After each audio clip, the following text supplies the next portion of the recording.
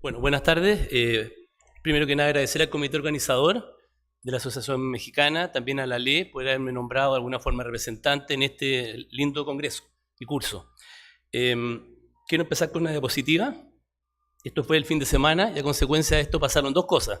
Todos nos maravillamos que desapareció el smog en Santiago, lo cual es hermoso. Cayó medio metro de nieve en varias partes de Santiago, pero algunos se resfriaron, así que si me notan muy gangoso, mis disculpas.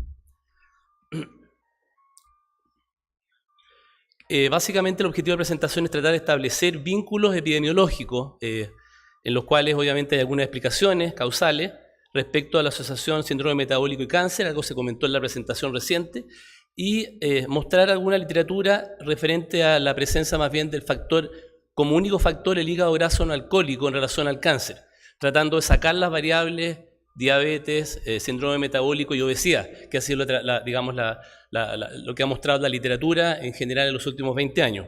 Y algunos aspectos fisiopatológicos como la esteatopatitis no alcohólica podría favorecer un ambiente tumorigénico. Esto se ha mencionado todo el día, desde la mañana.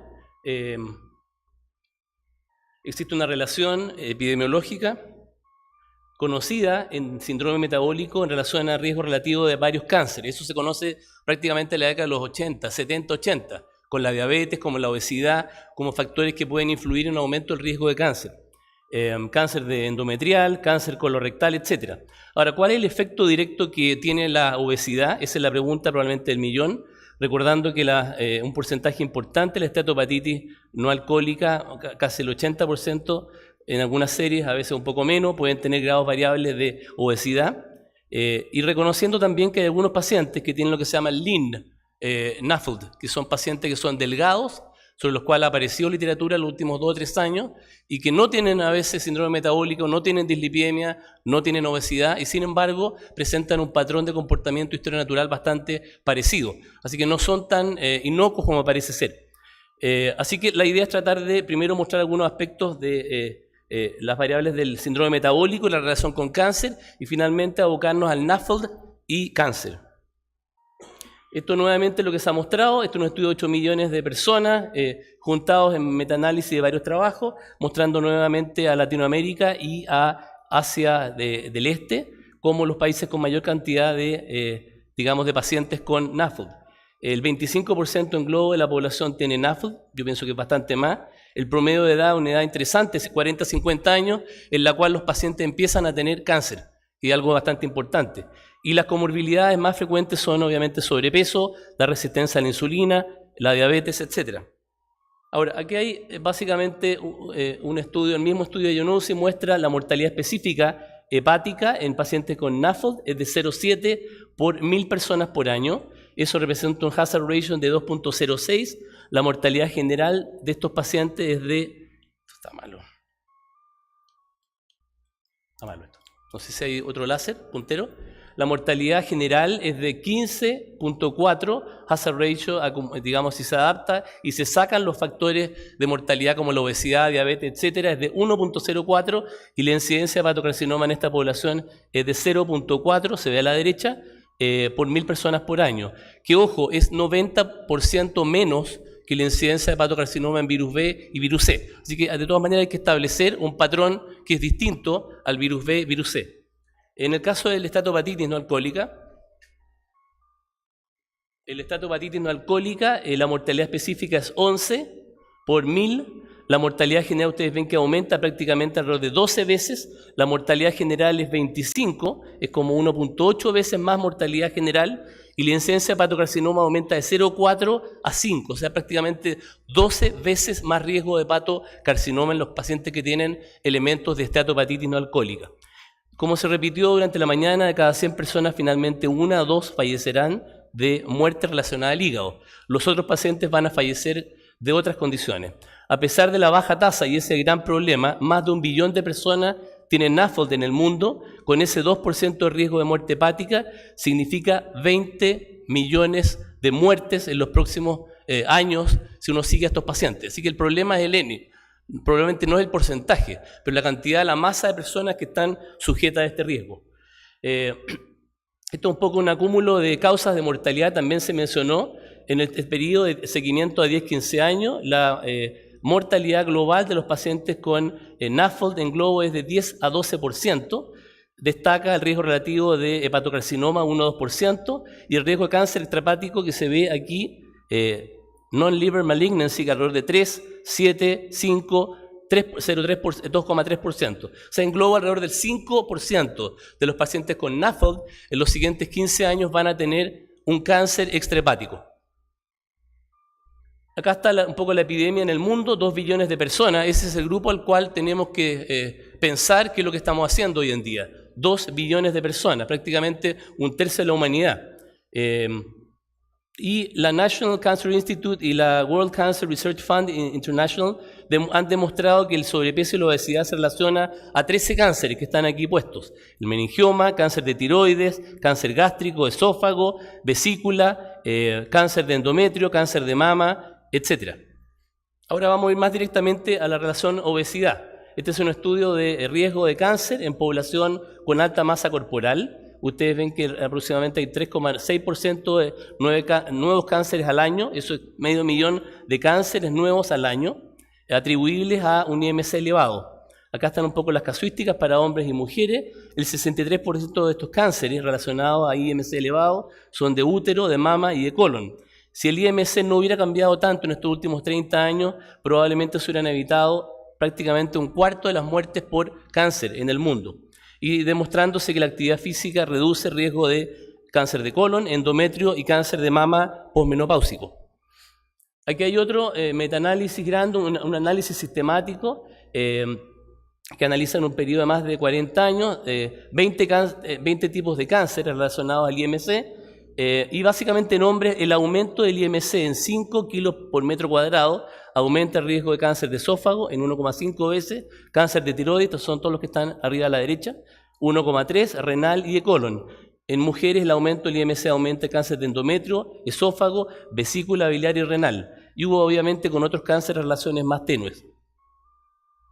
Otro estudio grande en Inglaterra, 5,24 millones de británicos, en que se analiza la asociación índice de masa corporal y cánceres, los 22 cánceres más frecuentes. El resumen es que el aumento en 5 kilos por metro cuadrado sobre riesgo de cáncer, ajustado a edad, estatus de diabetes, alcohol, tabaco, socioeconómico, género, deporte, etc., es que hay 10 cánceres al menos en los cuales el riesgo es significativamente mayor, uterino, tiroides, leucemia, riñón, etc. Y hay 2 en los cuales es inversamente relacionado, de tal manera que tener mayor peso podría proteger para el cáncer de próstata y el cáncer de mama premenopáusico. Otro estudio grande, coreano, más de 1 millón de adultos seguidos durante un periodo de evaluaciones bianuales. Y ustedes ven que la obesidad se relaciona a riesgo relativo mayor de cáncer gástrico, colon, hígado y en mujeres hígado, páncreas. De tal manera que la relación, aquí hay otro más, está básicamente bastante clara. En términos de diabetes pasa algo bastante parecido. Se estima que hay 400 millones de diabéticos, la mayoría en el mundo, tipo 2. Y un análisis de 18 metaanálisis elegibles observacionales con varias comparaciones, se vio que 7 cumplían con el criterio de más de 1000 casos acumulados, muestra que la diabetes se asocia a un riesgo mayor de cáncer de mama, colangiocarcinoma, colorectal y endometrial. Y en los pacientes diabéticos la evolución de estos cánceres es peor en términos de metástasis o mala respuesta a quimioterapia que los pacientes que no tienen diabetes. Ahora vamos a ver datos de esteatohepatitis no alcohólica, directamente ya tratando de sacar el índice de obesidad. Probablemente el trabajo más importante, de los pocos que hay con un N grande, probablemente es el único grande, es un trabajo recientemente aparecido en el primer número del año de Journal of Hepatology, es un trabajo en Corea, el registro de cohorte de sujetos evaluados en un periodo entre 2004-2005, 25.000 sujetos, de los cuales por ecografía 33% tenían NAFLD, 8.700 sujetos. Estos pacientes son analizados año a año, obviamente el primer año no debían tener cáncer y seguidos durante un promedio de más de 7 años. Eso equivale a 164.000 personas por año. El diagnóstico era ecográfico en ausencia de otras etiologías. Se sacó a los que tenían alcohol, virus, entre otras cosas. Y se categorizaba según riesgo de fibrosis score por FIB4 y NAFLD fibrosis score. De tal manera que hacía una estandarización, una estratificación de pacientes. Aquí están las poblaciones. Interesante saber que para todos los factores metabólicos era mayor el grupo NAFLD, tenía mayor glicemia de ayunas, mayor cantidad de diabetes, hipertensión, etc. Llama la atención que el peso promedio era de índice de masa de 25 en la población NAFLD. Y eso va de la mano con estudios que muestran que en países asiáticos probablemente el índice de masa corporal debiera ser bajado alrededor de 23, porque es una población mucho más susceptible al hígado graso que otras poblaciones en el mundo. La incidencia en este grupo, el riesgo de cáncer era 1.32 veces en globo mayor que la población sin NAFLD, con un P absolutamente significativo. Cuando se hace un análisis básicamente global, aquí están todos los cánceres que se asocian a mayor riesgo: estómago, colon, hepatocarcinoma, páncreas, etc. Habían varios cánceres. Sin embargo, cuando uno hace un análisis más fino, en hombres y mujeres se va quedando con menos cánceres, fundamentalmente, y cuando uno hace el ajuste multivariado, factores demográficos, edad, factores metabólicos, etc., el riesgo final es que los pacientes con NAFLD tienen 16,7 veces más riesgo de hepatocarcinoma tanto en hombres como mujeres. El NAFLD confiere 2 veces más riesgo de cáncer colorectal en hombres y NAFLD confiere 2 veces más riesgo de cáncer de mama en mujeres. O sea, básicamente se establecen solo 3 asociaciones con cáncer cuando uno saca todas las variables que hemos discutido de diabetes, de obesidad, etc. Así que esto básicamente probablemente resumen de este interesante trabajo a los cuales uno debería ir a abocarse principalmente en el seguimiento de los pacientes. Y lo otro interesante es que un score de fibrosis más avanzado por FIB4 se asociaba a una mayor frecuencia de todos los cánceres y especialmente de hepatocarcinoma. Así que hay que multiplicar por varias veces más. Ya no son 15,7 veces el riesgo de hepatocarcinoma cuando el paciente tiene un FIB4 alto. Acá también para mostrar la relación con fibrosis, de los pocos otros trabajos que solamente ven cohortes de esteatohepatitis grasa no alcohólica. Aquí hay una población de 312 sujetos, seguido por 5 años. Ustedes ven que se asocia mayor riesgo gástrico, pulmón, colon, pero lo importante es que la fibrosis otorga un riesgo 12 veces mayor de hepatocarcinoma que los que no tienen fibrosis, y el colágeno tipo 4 específicamente de otros riesgos de otros cánceres, tanto gástricos, o sea, hepáticos como no hepáticos. De acá otra cosa interesante que uno podríamos hablar sobre screening. Cáncer y pólipo, básicamente la literatura está llena de estudios de colonoscopías en población sana y no sana con NAFLD, y ustedes ven que en promedio casi todos los estudios muestran 2 a 3 veces mayor riesgo de número de pólipos adenomas respecto a la población general y mayor tasa de riesgo de cáncer colorectal. De tal manera que eso plantea obviamente la duda de qué hacer con esta población. Respecto a los factores involucrados, obviamente el concepto es la inflamación. Los ácidos grasos producen este concepto de llenar el adipocito, hay un proceso de oxidación, de estrés oxidativo, hay liberación de una serie de citoquinas que se ha hablado toda la mañana, que finalmente producen una alteración de las vías de mTOR, NK, JNK y otras cosas más que finalmente favorecen la oncogénesis. Y a nivel obviamente, sistémico va produciendo exactamente lo mismo. La resistencia a la insulina produce una serie de cambios epigenéticos, metilación de DNA, cambio de histonas, los mismos estrógenos, etcétera, van produciendo una alteración básicamente en el patrón o en el perfil de estos pacientes. Lo mismo pasa con la disbiosis del paciente con NAFLD, la translocación de estos productos asociados a bacterias y activación de TLRs va produciendo disminución de la interleuquina 18, que es una de las que de alguna forma protege a las células premalignas de que, al fondo, que sean comidas por el sistema inmune. De tal manera que se produce una alteración a nivel de CD4, a nivel de interleuquinas, que favorece el no reconocimiento de células tumorales. Conclusión, el NAFLD o la situación de estatus de hígado graso no alcohólico y el entorno metabólico favorece un ambiente tumorigénico muy propicio. En una edad en la cual los pacientes comienzan a tener cáncer, 40, 50 años.